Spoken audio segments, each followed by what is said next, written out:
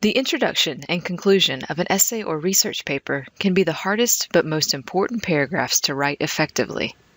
We understand the value of a good first impression in a social situation or a job interview, and a heartfelt goodbye before a friend moves far away can help her feel appreciated and hopeful for the future. Similarly, a good introductory paragraph will engage your reader's interest, making her want to know more about what you have to say, and an effective conclusion will leave your reader satisfied yet intrigued, glad she read your paper, and contemplative about your unique perspective.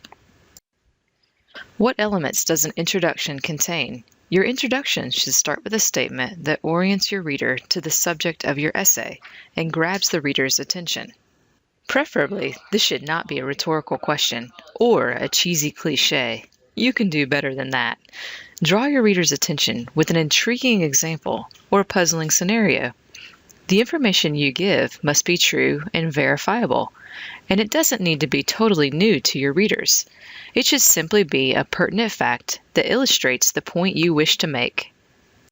Here's an example from the beginning of Jonathan Swift's famous satirical essay on the oppression of the 18th century Irish.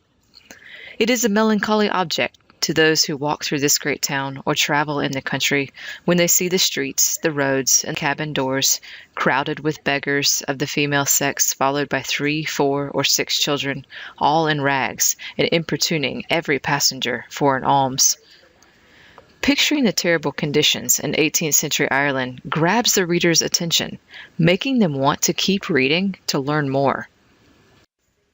Another way you could start your introduction is with a vivid anecdote. An anecdote is a story that illustrates a point.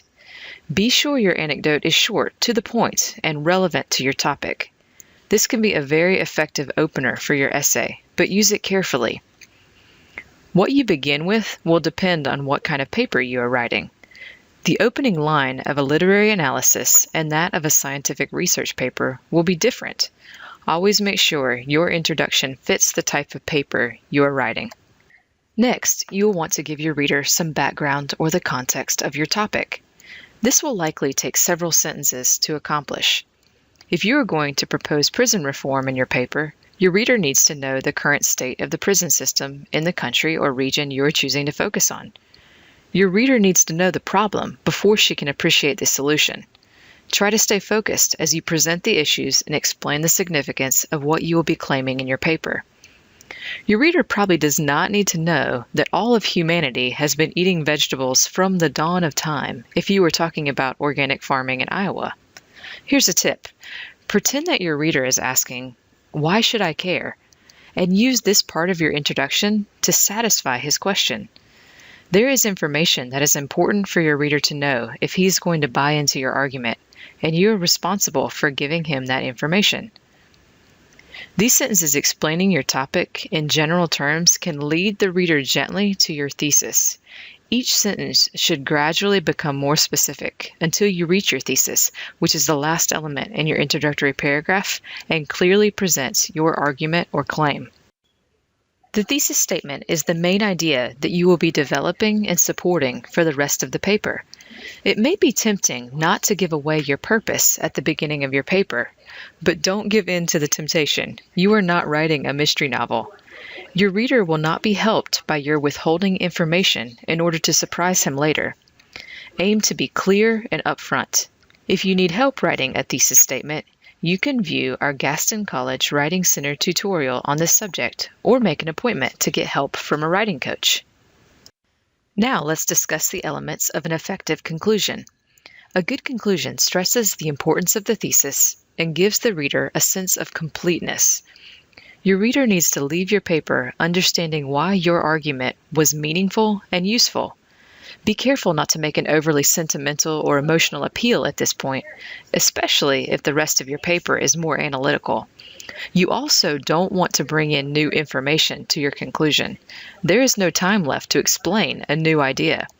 This is not the place to toss in that paragraph of extra information you didn't know what to do with. But you can propose a solution or state a perceived challenge that relates to what you have been explaining in your paper.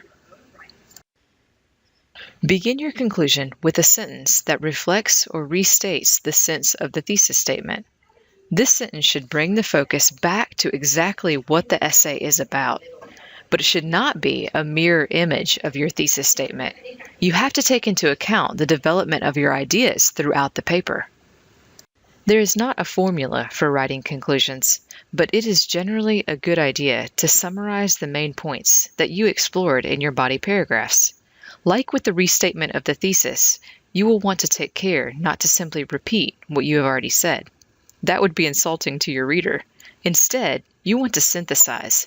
Show your reader how the points you made and the supporting examples you gave fit together.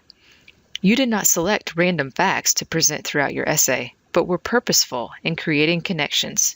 Your reader needs to be reminded of those connections in the conclusion. Next, give your reader something to think about. Now is the time you may need to think globally. What is the significance of your argument within a larger context? While an introduction may move from general to specific, a conclusion can move from specific to general. You may look toward the future, speculate about challenges, and leave your reader hopeful of future progress, justice, or reform. You have the privilege of offering a final perspective on your topic to the reader.